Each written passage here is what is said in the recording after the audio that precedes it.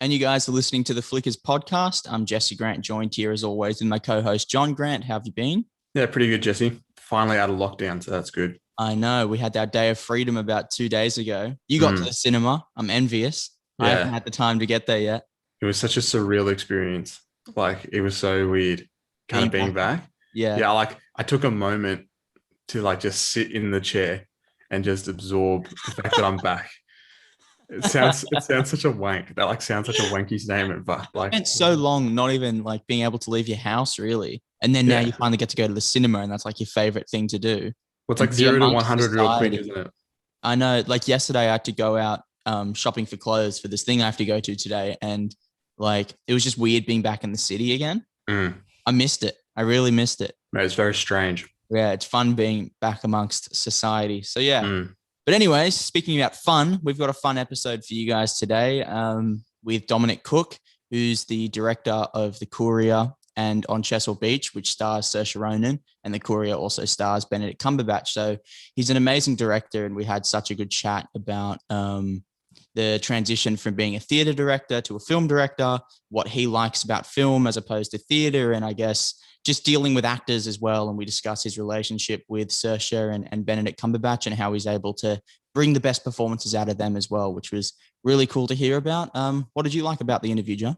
I liked hearing about how he came into film. Like his dad was a film editor and he didn't want to do that. And he kind of pushed that aside, but then slowly became interested in film, Yeah. which I think is a pretty common trait for everybody. Usually we somehow follow on our parents' footsteps. But it was interesting talking to him about the Courier, which is based on a true story, and hearing talk about that and his upcoming projects. But yeah, I liked the talk on Chesil Beach, which I think is a really good movie. Quite underrated, I think. Yeah. I hadn't heard of it before we did the interview. Me either. And then when I watched it, I was like, I'm so glad that's like the benefit of doing these interviews sometimes is that you get to watch movies that you wouldn't normally watch, and then you end up liking them a lot. And I think that's been the case for pretty much nearly every interview that we've done. And this one was no different. And he was a really lovely guy. Yeah. Really nice for this time. He was talking to us in the theater. And Yeah, so yeah. I'm sure in the interview you could probably hear an alarm goes off. So don't be Yeah, spooked. yeah. Just probably should warn everyone so someone just jump Yeah, or something. I think it goes off twice. There's one bit maybe 30 minutes in where you hear this kind of loudspeaker from the theater go off because he was at the theater company in London, and then about 10 minutes later it goes off again, and he's like, "I'm so sorry, I'm so sorry." I definitely get a sense from him that he's definitely a director to watch in the future. I think because with each project they've just gotten bigger and they've gotten better. Do you know what I mean? The Courier is so different on Chesil Beach. I think his next film will be something that will really capture people, and people will be it's a talking about a lot. musical that he's we'll get into it later in the episode. But yeah, you guys will like the next film that he does, and definitely go check out The Courier and On Chesil Beach if you haven't yet, because they're just two amazing films. So if you're here for Dominic Cooke, we'll get to the interview in a second. But firstly, just want to thank everyone who's been showing so much engagement on our social media platforms. And if you do want to follow us on social media, you can follow us on Instagram at Flickers Podcast. You can subscribe to us on YouTube at The Flickers Podcast. And we're also on Twitter at Flickers Podcast. So once again, thank you guys so much for the engagement. And I guess without further ado, let's get into the episode. All right, so we're joined here with Dominic Cooke. Thank you so much for joining us today. My pleasure. Thanks for having me. And so through research, we saw you were heavily involved in theatre before becoming a film director. So we were wondering what led you down the path to becoming a theatre director and being involved in theatre? Oh, God, it was a sort of series of accidents, really. I mean, it wasn't an intention. I did an English and theatre degree. But it didn't actually have, the theatre side didn't have any practical side. But the campus that I was on, the university campus, there was a lot of sort of drama going on. And I did a bit of acting and then sort of chanced upon directing and really enjoyed it and felt at home with it. And other people said that I had some sort of aptitude for it. I sort of feel like you never know you're good at something until someone else has told you, really, what I think. And then I sort of decided when I left university, I got a job for a while and didn't really like it. And then I decided to start a theatre company, because I thought, well, no one's going to give me a job as a theatre director. I mean, you can't just walk into being a theatre director. So, and that's how the professional life sort of took off from there very, very slowly. But that's how it started. I think it's always slow at the start. Yeah, it is. And what led to the transition from being a theatre director to moving into film? Well, it's sort of built over a while. I mean, well, again, that wasn't really an ambition, and do actually sort of have this sort of film background. My dad was a film editor, and my stepmother was worked for the film director Richard Lester as his PA for like 40 years. So both of them were in sort of British film industry, and I think that's one of the reasons why I didn't want to do it, actually, because it's like a thing that my dad had done. But and I loved the thing I love about theatre, and I am, I still work in theatre. In fact, I'm in the middle of doing a show at the moment. But the great thing about theatre is how simple it is to do. You don't. I mean, film has, for me, has been a huge joy to start doing film. But it's so much more involved, and actually getting projects off the ground is so much harder. And so I was sort of drawn to the immediacy of it. And then after a while, I sort of started to notice that as theatre directors get older, they sort of become quite embittered, because they have, or they often do anyway, they have, they've been working for years and years and years, but they have nothing to show for it except a handful of reviews, because it's ephemeral, it just goes up in a puff of smoke at the end of the run. And I started to yearn to have something that was going to be recorded, and actually that I would be able to properly finish. And I've been running a theatre for quite a long time, and I was absolutely knackered. So I stopped, when I left there, I sort of stopped for a bit. And that's when I sort of started seriously trying to focus on making film, or learning about how to make film. And as a film director, did you find many similarities between theatre directing and film directing? Maybe the way you dealt with actors or dealt with everybody else involved? There are many, many similarities. I mean, there really are. There's a sort of similarity in having to sort of lead a group of people creatively and inspire them and get them excited about the project. And in sort of working on scripts, developing a script. I mean, obviously it's a different form, but the basic rules of sort of dramatic storytelling, I think, are very similar between, there are a lot of similarities between film and theatre. And then also working with actors, as you say, so one of the advantages I think people with a theatre background have is that I've spent years and years and years in rehearsal rooms working with actors. So they tend to have a shorthand of how to give notes to actors. And that's very useful when you're shooting, because the art of it is so often trying to find the right note at the right point to unlock an actor, or to take them into a new direction, or to get them to explore something else. And if you have those tools, that is a very useful thing. There are many, many other elements, of course, that are very different. I mean, the main one being that you tell your story with cameras. And you have to sort of understand editing. And I was an advantage, because my dad was an editor, and I'd worked in the cutting room sort of in the summer holidays, back in the days when it was 35mm and you'd be rolling up trims and, threading up the steam back and all this sort of stuff. It was pre-digital. But the creative principles of film editing are the same as they ever were. And so I felt like I had a bit of an advantage there. But I had to do a lot of learning. I still feel like I'm learning a lot. I have a lot to learn. And that's been great for me, because it's not that I know everything about doing theatre, but I'm very experienced as a theatre director. And it's just been brilliant to sort of go into an allied field where I still feel I'm sort of quite young and I have a lot to find out. And that excites me. It's good to do new things, I think, if you have the chance. And also, because your dad worked in the movie industry and worked editing films, did you grow up studying films in any way, or was it kind of, no, I don't care, because like you said before, because that's what my dad does? Yeah, I was a bit more the latter. I mean, I've always loved film, and I've always loved going to the cinema. And I think certainly in my teenage years, late teenage years, I started to really have an appreciation for film and started watching films more seriously.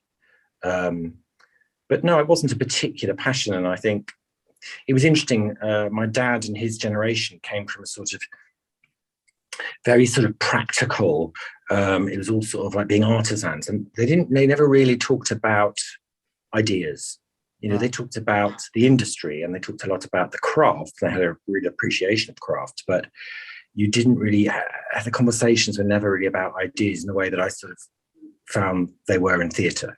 Of course, that's not the case, but in that sort of niche of film technicians at that time, it was a particular sort of culture. And that sort of put me off a bit. So it sort of put me off, sort of kept me away from really engaging with film. But once I got a bit older, I did. Yeah, absolutely started to sort of develop a passion for it. Because I asked that just because you made your directorial debut as a filmmaker, and I wonder if that was a hard transition to make, maybe trying to get a grasp on telling a story through video rather than just through being on stage. So I was wondering if that there was much that you had to learn. Well, I did. I mean, I've thought about it a lot, over the years, and I watch a lot of films, and I also did things like, went on other people's sets, and I went on Rufus Norris, who's my colleague at the National Theatre, was doing a film, and I went and hung out there, and I took a lot of advice from sort of friends. In fact, tragically, Roger Michel, who just died, was a good friend, and he was brilliant. He gave me some amazing advice.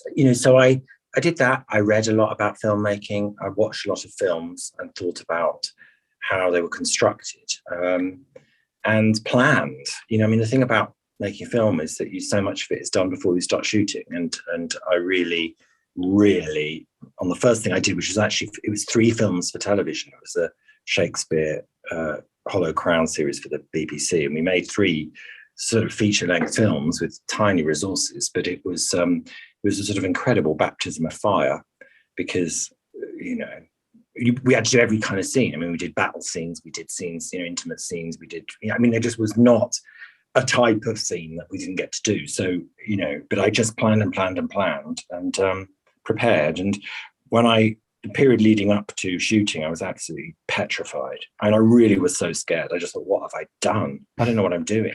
But then the minute I started, I sort of felt actually quite at home. And the joy of film, one of the joys of filmmaking is the sort of incredible support you get, providing you're sort of in charge of the creative storytelling and you're keeping a sort of thread going through the work, and you've set it up right. A lot of the work is actually sort of done for you.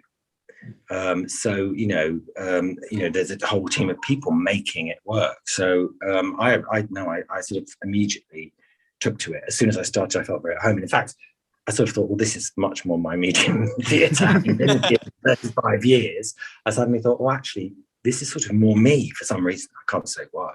I mean, whether the results justify that is up to other people, but just as an experience of sort of making work, it felt very natural for me.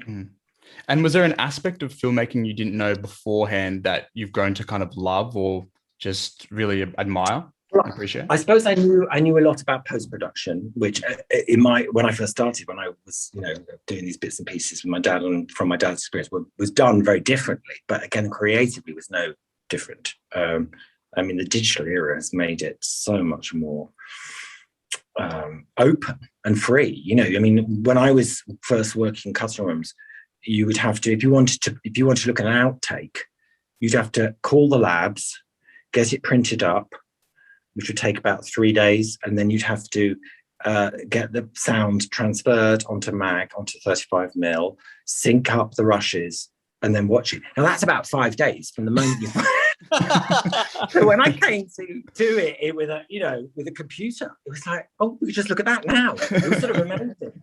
And it's revolutionary. I mean, obviously it's been around for a very long time, but in terms of the speed of decision making, it was revolutionary. But it's the same process. So I sort of felt I knew that. But the process, I tell you, the thing that is so important and very different from theatre is to do with the management of resources and how they are allocated to make sure that the film is given a fighting chance. Sort of make sure that the money is going in the right place, and that is a very important decision. That is it comes down to questions like what locations you're going to use, how many locations you're going to use, and what are the benefits of not using as many or whatever that allow you to use the resources in the way that will be for the best benefit of the film. And the sort of political side of managing producers and sort of their control and interference of your process, which in the post-production has been quite a shock to me, because in theatre you don't have that. You might get notes from producer, but you don't have the level of sort of opinion and the range of opinions that you get, and actually managing all of that is a skill in itself. So those two areas were, for me, the most challenging. And I think I made mistakes on Chesil Beach in some of the sorts of those resource questions, and I would, and when I came to the Courier, I was sort of a bit more wise about sort of what mattered, and actually sort of simplifying things in some ways allowed me, for example, more time. Because if you're moving location every 5 minutes, you lose a lot of shooting time, and it takes a while before you understand the implications of these practical decisions on the work in the film in the end. Right. So yeah, you just mentioned there, we did watch On Chesil Beach and absolutely loved it. Yeah, and I was just wondering how the opportunity came about to direct that film. Well, I'd met Liz Carlson a couple of times, who was the producer of that film. And she was just one of those people who was fantastically sort of open and really up for working with theatre directors. She'd seen my work, and I really liked her. We really clicked.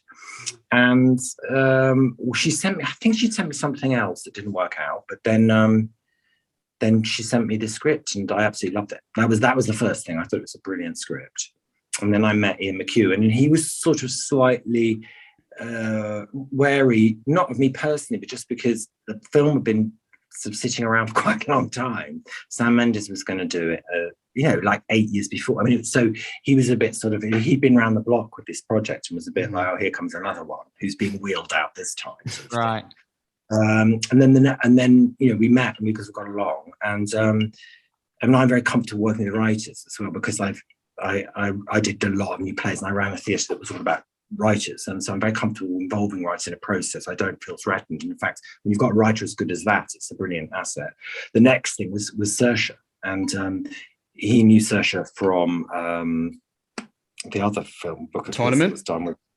Yeah, thank you. Yeah.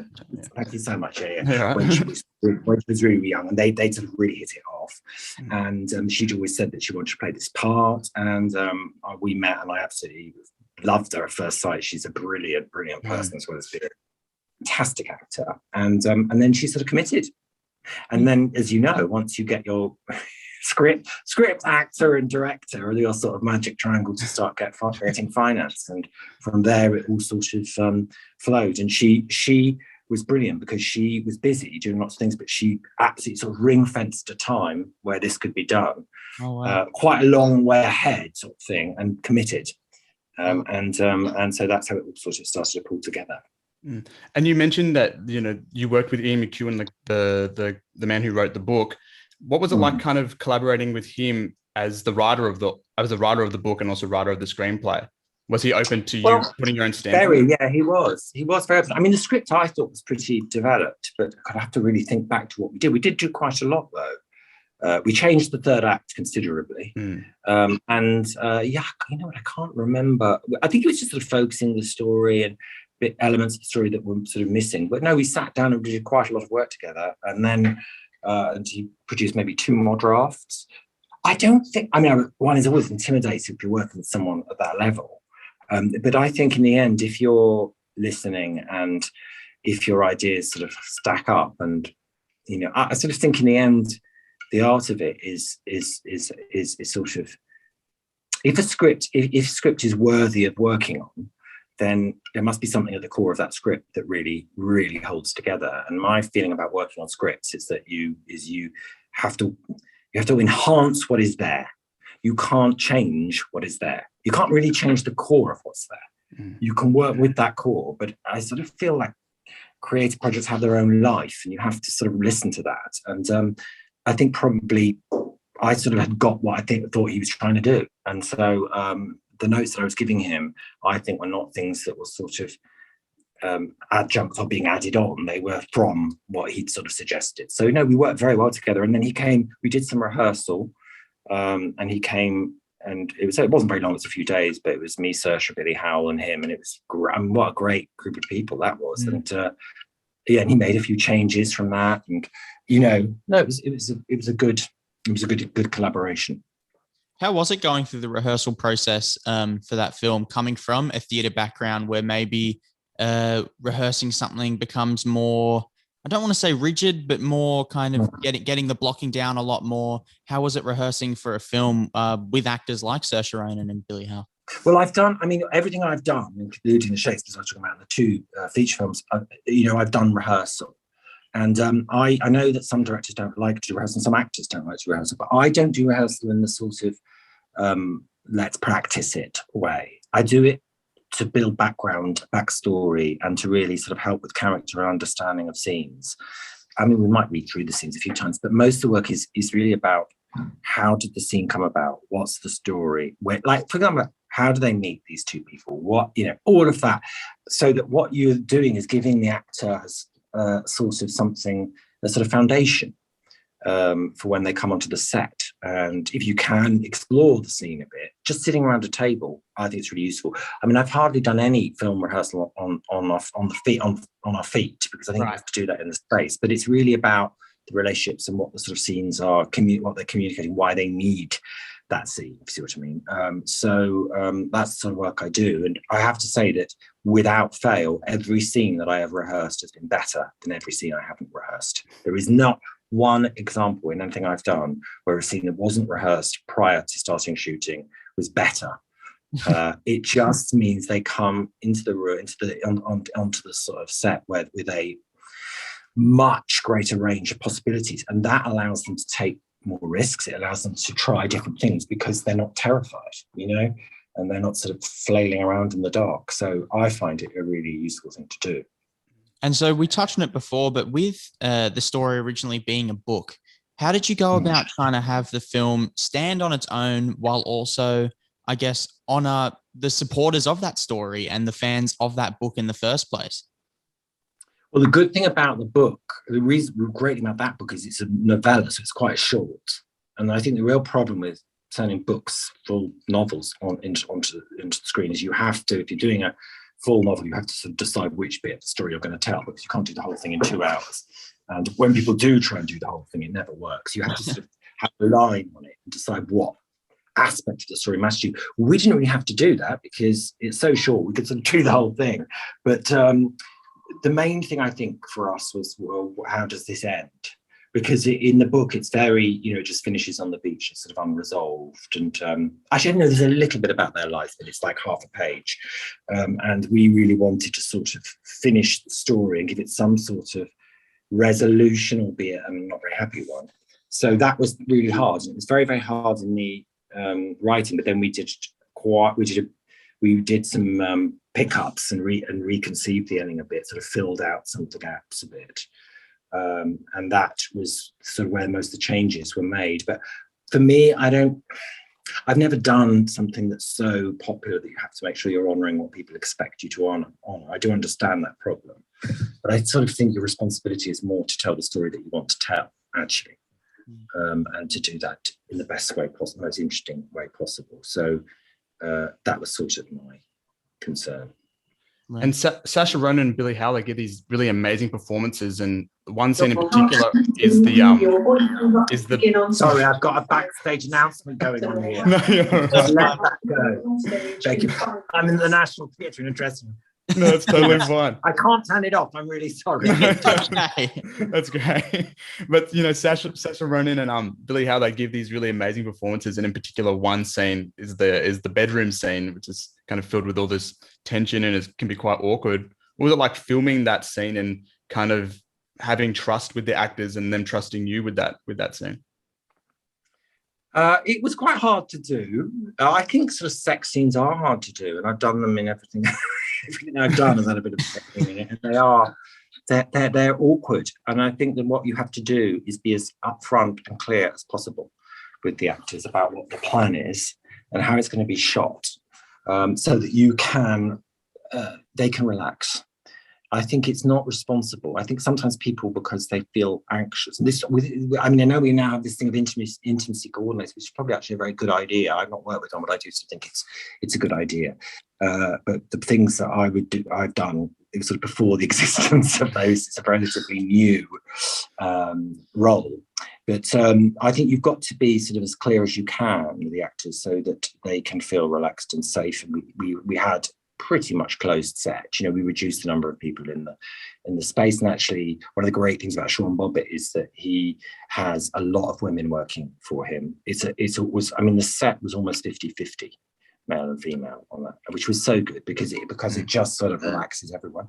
And we did it right at the end as well. So, and they got along really well. They were working very well together. We just sort of, were as open as we could be. I mean, you don't sign up to do that movie unless you're prepared to do that stuff. But yeah, it's always going to have its, you've got to sort of be courageous and be honest and try and, be as straight up as you can about it. Were you prepared to have to film that scene at the very end to build that trust? Yeah, we did it that way on purpose. Yeah, we did it. So we shot that film. The vast majority of it was on location, and then all the stuff in the hotel room was done in the last 2 weeks at Pinewood. I think it was Pinewood. Yeah. So it's a very different thing shooting in a studio. The whole atmosphere is so different, and it's of course much more controlled. So we did it on purpose so that they would be relaxed with one another by that stage. And so you work with Saoirse Ronan and Billy Howle, and I wonder how that was, especially on your first project, your first film, working with two actors of that caliber. How was that? Well, I mean, they're brilliant. I mean, it's not that the thing is, there's what's not to like. I mean, it was brilliant to work with both of them. They were both so open, so intelligent, so delightful. I mean, they had that really great sort of mix of being very serious about the work but not taking themselves seriously. So it was fun. I mean, it was great fun working with them. And I mean, when I did The Hollow Crown, I had like Judi Dench and Benedict Cumberbatch, and I mean the list of the incredible list of actors. And I sort of feel like there is a moment sometimes when you work with someone really great or who's quite famous, when you can sometimes go, wow, I'm working with this person. You suddenly think, you sort of pinch yourself, but actually very quickly you've got a job to do and you're focusing on the job and you're trying to help them. And high status and famous actors are no different from other actors, and they still have to do the job, and they will have, they're not sort of magicians. They still have their challenges with finding the role. So in the end, you just work together in the same way you do with anyone else. But they were just lovely to work with because they were so fresh and so open, And On Chesil Beach was your first film, and then you moved on to The Courier. What was the biggest transition between your first feature to your second? What did you learn from the first one that you applied in the second? It's a very good question. I think it was just to do with sort of understanding about, as I was saying earlier, really, about how the resources could best be used, and sort of simplifying certain things. I think that the aesthetic on The Courier is much simpler. And I really like it for that. So we made some really bold decisions about a very limited palette. We decided not to sort of do completely different visual worlds for the Soviet Union and the West. We sort of kept, there are actually differences, obviously, but we kept the color palette the same. And I just simplified the whole thing down, because I realized that actually, if you have too many sort of contrasting worlds going on simultaneously in a film, the film can feel a bit scattered and a bit disparate. And I think if I'm critical of what I did on Chesil Beach, I think that was one thing. I think that we created so many different worlds in that. His family's world, her family's world, the world of the hotel, and visually they worked very differently. And so I made a conscious decision on this to sort of hone it down and make some very sort of firm rules about the aesthetic. And that was quite, it's quite useful because it determines a lot of things. Like, for example, one of the main things was I didn't want any green in the film, any nature. There are 3 scenes actually with grass in them, but every other location was determined by, no, there are trees here. I wanted it all to be man-made. And actually that's sort of great because it just helps you make the decisions, and it sort of gives you something very clear as a tool to sort of just guide your decision making. So I think that was the main thing. It was much more focused down to a particular aesthetic on the second film. And I found the pacing on The Courier was just amazing to me. Like when I watched that film, I finished it and I was like, Jesus, they fit all of that into like it wasn't much longer than an hour and a half, really. And I was like, how did they fit that all in? Was that a conscious effort to kind of have such strong pacing and to fit a lot in a short time? Or was it just that's, I guess, how long the story went for? No, it really, it was, I mean, the rough cut was nearer 3 hours. Right. And yeah, I mean, just when because I often let the camera roll on a bit, and sort of see what happens. Yeah. So some of the scenes were very long. Yeah, it was a very what's the word, sort of intense post-production process. It went on for a long time, and we tested quite a lot. And we had, it was quite tough, but we sort of did hone it down, and we did improve it, I think, over that period. Most of that time was picture, just trying to get the rhythm of it right, working out what we were leaving in, working out what we were keeping. There were lots of things that went back in again. There was reordering. There's quite a lot of reordering of the story and scenes. And I mean, you sort of know it's an organic process. I mean, you watch a version and go, well, actually, the problem with this version is that Greville disappears for too long. Because we're going into the family of Oleg, and we can't do that. You sort of lose the thread. So you sort of learn as you go, and you learn. I learned a lot from Tarek Anwar, who we had 2 editors, and he was second editor on it, and I learned a lot from him because he's brilliant on how much information you give an audience, and I think possibly in the earlier cuts we were giving too much information in the wrong places and too little in the others. So and that was really interesting because audiences are very quick, especially nowadays, and you have to be careful when you're doing something with a sort of thriller plot to it to not spoon feed them, because otherwise there's no reason for them to keep watching. But if you don't give them enough, they get bored. So it's a sort of really interesting conundrum to sort of unlock that, and it did take time. One of the things I really love about the movie is that it kind of gives the genre a different perspective by showing the implications of espionage. The implications on like his marriage and stuff like that. Was that what intrigued you to the story? Yeah, absolutely. That was completely it, really. I mean, I thought, because I'm not a sort of big spy flick fan at all. I mean, I've enjoyed films like, Bridge of Spies or whatever. It's a very well-made film and very engaging, but I don't rush out to see those movies. I think it's because I find them often quite impermeable and lacking emotion.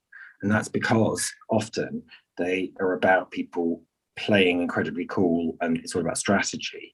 And I always want to get sort of into the heart of people and find a bit more vulnerability in the story. And that's exactly what I loved about this, was because you had all the sort of excitement of a spy story, especially knowing that it was a real story, but you had you saw the cost, as you say, you saw the family cost, you saw the cost to their sort of mental health, and in the end to their physical health, and so on. So I thought that gave a perspective I'd never seen before in that genre, and I really, when I first read the script, I thought, well, that is quite fresh. I've not seen that, and it's more sort of my thing as well. And I found the story like just completely amazing because it's one that I hadn't really been taught about when thinking of the war. I wasn't taught about Greville Wynne and what he was able to do, and even especially coming from Russia and that man being an informant and going against his country. It's just like, was that story kind of unheard of over in England as well, or is it well known? It was at the time, but so if you speak to people of a certain age, sort of above the age of maybe 65, 70, they'd all know about it because it was a big news story at the time and remained one for a few years. But actually, the reason why it fell out of the public eye was actually quite interesting, which is that Greville Wynne, when he came back from Russia, was sort of struggling because he'd lost a lot of his business, which was in the Eastern Bloc. They wouldn't have him back for obvious reasons. So he was really struggling. And what he did was sort of write books about his incarceration and write books about his experience and go on chat shows and sort of turn himself into a bit of a mini celebrity. Right. And MI6, who had him on a pension, said, unless you stop doing this, we are going to take a pension away, because the thing is, he sort of semi-fictionalized is what happened, and yet sometimes letting out secrets and stuff that they didn't want getting out there. So they sort of shut him down. Right. And that's why I think the story hasn't been passed on. and people don't really know. How was that for research then? If he was going on chat shows and sort of semi-fictionalizing things, how were you able to look to find something out and be like, well, did that really happen? Was that true? And get to the truth of it all? Well, we had to do a lot of research. I mean, you know, the script was already in a first draft form when I read it, and Tom, who I think is such a really fantastic storyteller, had really done a hell of a lot of work himself. But then once I came on board, I did a lot of reading, and actually the book, so Greville Wynne wrote several books, but there's one in particular that's sort of very well known, and it's 80% made up. And we know that because what's happened is that basically in the 90s, the CIA released all the files. So actually one can find out a fair amount. They relate slightly more actually to Penkovsky than to Wynne, because Wynne was more, you know, working for the Brits. But there's you know, a huge amount of information out there. So you can find out quite a lot about what actually happened. And even in the book, even I think in Wynne's book, you know, there's just stuff that rings true. For example, the experience in prison, when he describes it, it just sort of is totally credible. The level of detail in what he describes, just, I don't think it would be possible to make that up. And the sort of emotional heart of that book and is sort of in the film, because he really adored Penkovsky. I mean, they sort of really did. It was a sort of bromance. They really connected, and they had great admiration for each other. And although they were vastly different in terms of their backgrounds, they were very similar in some ways. And that was really clear. When you knew when he was talking about Penkovsky, there was a huge amount of respect and affection there. Wow. So there were things, just we pieced it together from, you know, the information we could find. And one of the you mentioned earlier that you collaborated with Sean Bobbitt, and you've collaborated with him on both your films. And one thing I love about him as a cinematographer is that he loves to take like these long takes and long shots and captures everything really just the one scene without having to really do much. What was the collaboration like with him as a cinematographer? Well, he is brilliant, and I love working with him. And because I have the same view. I mean, he does do that. He's done it for a long time. I really think that I sort of don't really like the sort of contemporary thing of loads of cutting and just sort of turning the cameras on everyone and having loads of cameras and doing loads of different mid-shot, long shot. I just sort of think it's a way of not making a choice. And I think I sort of love, you know, the sort of classic directors of the 50s, 60s, and actually Hitchcock, who I'm a huge fan of, said that cinema never recovered from the invention of sound, because when sound was invented, it turned into talking heads. But silent movies, you had to tell the story with the camera and the shots.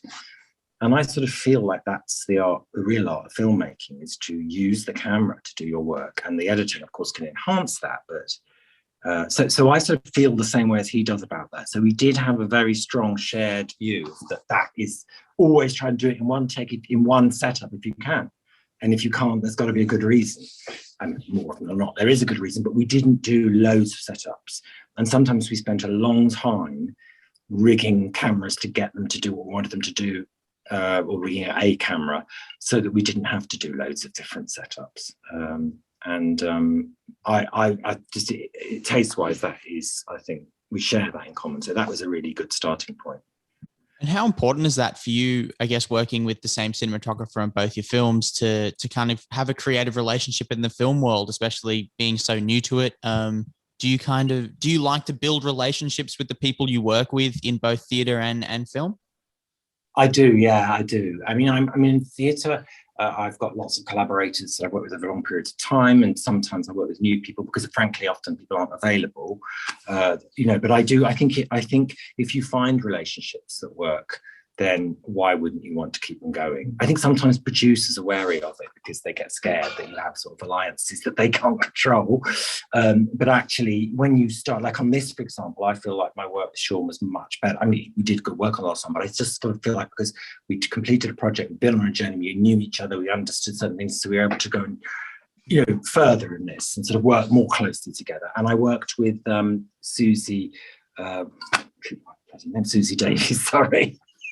She's actually a friend who's the production designer, and she is, again, just superb, absolutely superb to work with. And yeah, I think if you've got that rapport and sort of mutual respect, then it's a really good thing. So yeah, it's been great. It was great to. There were other people on the project that came from On Chesil Beach that were really important. And what was it like collaborating with Benedict Cumberbatch to make the character of Greville? What was that collaboration like? Well, we've worked together before a couple of times. We did. Actually, I worked with him 3 times because I produced a play he was in. I directed a play he was in years ago, and we did.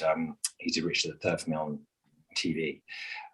So he's sort of a friend. So I've known him very, very well for a long time. And so again, you start from a different place if you know someone. And he's very meticulous, he's very thorough. That one of his sort of keys is the physical life of the character. He's very physical, Benedict, and he sort of watched a lot of videos of Greville Wynn and sort of made some really clear physical choices. And then we sort of built it up together. The rehearsal was crucial because we had him and Mirab Ninidze, who plays Penkovsky, together for quite a few days, and we sort of really worked on the relationship between them and what it was what they shared, what it was that they had in common and why they connected in the way they did. And then you sort of try things out on set. And I mean, he is one of the most inventive actors I've ever worked with. I mean, he comes up with extraordinary things in the moment, unexpectedly, that are brilliant. And you have to just sort of go with what he offers. And then what I tend to do with him is I will shoot the first 3 takes with no notes at all. Just let him find the work he wants to do, because he's very self-correcting. And then if we still have things that he hasn't found after that, then I start giving him notes. But I found if I give him too many notes too early, it sort of throws him. And that's a really interesting thing about filmmaking, is when does the actor need your input?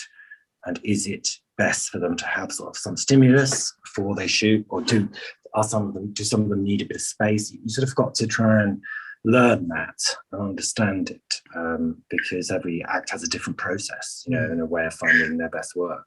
And that's interesting that you say that, because I wonder, as a director, how much emphasis you do put on getting to know each actor. And here we go again. Sorry. It's fine. No, you're all right. How much There's emphasis? 2 shows about to open here, so But yeah, I wonder how much emphasis you put into understanding each individual actor as a person, and knowing, okay, they can take feedback early on. They need a bit of time because it'll throw them off. Like, how hard is that to try and get to know each? Well, you can just you can sort of ask them as well. I mean, I think with Benedict, I learned that over a long period. I don't think he even knew that himself. But I sort of learned it because I noticed that he was doing better work when I was standing back and letting him do it himself, up to a point. And if he missed something, it's just how his brain works. When I did the Shakespeare, I had so many actors and they all worked in different ways. So for example, when I was working with Judi Dench, I realized that say you were doing close-ups, or you're turning the camera around or whatever, she would always want to go last. She wants the practice off screen before she wants to, and then there were other actors like Sophie Okonedo who was better first, and you always give her something different to play on every take. And so I sometimes just ask. I said, if we shoot both ways on this, would you rather go first or second or whatever, and there's some actors really do have a strong preference and some don't care. And if they do have a strong preference, you're better off, if possible, because there are sometimes other technical reasons why you can't do that, but if you can, I think it's a really good idea to heed that, because they sort of know their own process, and they know when they're going to feel confident. The most annoying thing, of course, is when you turn the camera around and the other person gives the best performance when they're off camera. It does happen. Yeah. And you don't have time to turn it back. And is it right? Am I right in thinking that that you took a 3-month hiatus between the end of the kind of the normal scenes to the prison scene? Like, you took a 3-month bit? Yeah, we did. Yeah, we took a 3-month gap so that the 2 guys could lose weight, and they worked very, very hard. And how was go on. How was that from like a production standpoint? Like, talking to the producers about taking that kind of hiatus so they could do that, the actors could achieve those results? Well, they were very, the actors were really dedicated and the producers were very supportive of that. But I think in the end, one of the challenges was that we didn't have very much money to do the last bit. And we had to really be resourceful about, and it still, I tell you, it really, really bugs me that when he goes home, there's only about 20 reporters outside the house. Because when he really went home, there was like 100. And that really hurts me. And I tried to frame it so that she didn't show it. Of course it hurts. And so, the tricky thing about something like that is that, resources are always stretched. And if you're trying to do something after the end of the shoot, it's hard. But we made that commitment early. It was Benedict who I sort of flagged it up when I very first met him to discuss the film, because when I'd seen pictures of Greville Wynn, it was so shocking what happened to him, because he was quite a sort of chubby guy. And when he came out, he was absolutely skeletal. And it that sort of, for me, that was important in the meaning of the story, because it's sort of about how much sacrifice that he made, is sort of there very visually and clearly. And I knew Benedict, if he was able to, would do it, because he's the kind of person who would. He likes extremes, and he's very committed. So once we sort of looked at what else was going on for him, like that he wasn't going to start shooting on Doctor Strange the week after we finished, we sort of realized it was possible, and he committed. So yeah, we made it work, but it was just the resources were the challenge. The rest of it, it's quite nice to sort of shoot some scenes because we've done a rough cut of the rest of the film, so you really know what you need. Because you sort of know emotionally what is needed in those scenes, because you've seen the rest of the film. So it's a sort of treat in a way. It's a gift. And go, Jesse. I was going to say, I wonder, with Benedict Cumberbatch losing so much weight, did that affect his energy levels on set and trying to perform? Not that I would have noticed. No, not at all. No, but I think what happened was that he did most of the work, and then for the last 2 weeks, he was pretty much on fluids. The last 2 weeks was sort of starvation, and that's when you really, he was very, very skinny before that, but that's when you really saw the difference. And as soon as we finished, I seem to remember that we might have had some sort of donuts. You know what I mean? It was like, give me that sort of thing. And he sort of started eating properly again. But I didn't notice. I didn't notice any difference in his energy levels from when we'd shot before. Right. And you took the film to a few. I think on Chesil Beach and the Courier to a few film festivals. What's that experience like, to kind of sit in the audience and experience everyone responding to the movie and responding to the scenes, certain scenes that you had planned, or having certain reactions to certain scenes? What's that experience like? I think film festivals are quite brutal, actually, because they are a marketplace, and they're very sort of hawkish. And I loved being at TIFF, which was the first one, and I loved the experience of being there, but the moment of watching the film is quite tough. At least on the Courier, we'd done a lot of tests, so I'd sat in an audience and experienced the film with an audience. And actually, the audiences there are very sort of benign, but you do feel sort of actually quite exposed. The best thing about Sundance was that we were there for, 5 days or something, but they did a screening down in Salt Lake City with regular folk, and I loved that. That was brilliant, because it was down in a school, totally different crowd. There were no film people there. There were no critics there. And actually then I really enjoyed watching the film, because I was watching it amongst sort of real Americans, not New Yorkers, not people from California, but, real. And they really responded to the film, and they sort of, they had that sort of very open-hearted side of one of the best things about the States. That's a very open-hearted, warm response, and it was great. I really appreciated that. That's good. And look, Dominic, thank you so much for joining us today. It was a real honor. And just lastly, I wonder what if you have any plans for the future in film, or what films you have coming up, or what play you're working on right now. Well, at the moment, I'm doing a play called The Normal Heart, which is a play about the AIDS crisis, written by a guy called Kramer in the mid-'80s, which was turned into actually rather good TV film. Yeah, with Mark Ruffalo, and it's an amazing film because it's a play, because it's sort of, although it's very specific, it sort of speaks to the times we're living in certain ways. So it's been lovely to be honest, just lovely to get back to work, because for most of us, I've been sort of twiddling my thumbs for quite a long time. I do have a film project that I'm working on, and some TV projects as well. I love making film, and I can't wait to do another one. So the one that I've been developing for quite a while is a musical. It's a version of Stephen Sondheim's 1970 musical Follies, which is something I've done on stage, but which has never been made into a film. And I think it's got amazing potential. So, and that's, you know, with David Heyman, who's a brilliant producer, who did the Harry Potter movies and Paddington and all that. So I'm hoping that will come off. We've got a script now, and we'll see. You know, these things, I'm sure you know, it's so strange because it can suddenly come together very quickly, or it can go on forever, or it can not happen. It's so sort of about the timing and the chemistry and who commits and all that. But I definitely will make another film, hopefully sooner rather than later. Well, awesome. Thank you so much for joining us today. Hope it wasn't too stressful being after rehearsals and stuff. No, it's fine. It was great. Lovely. Thank you. Thank you so much. Have a good night. All the best. Take care, you too. Bye-bye.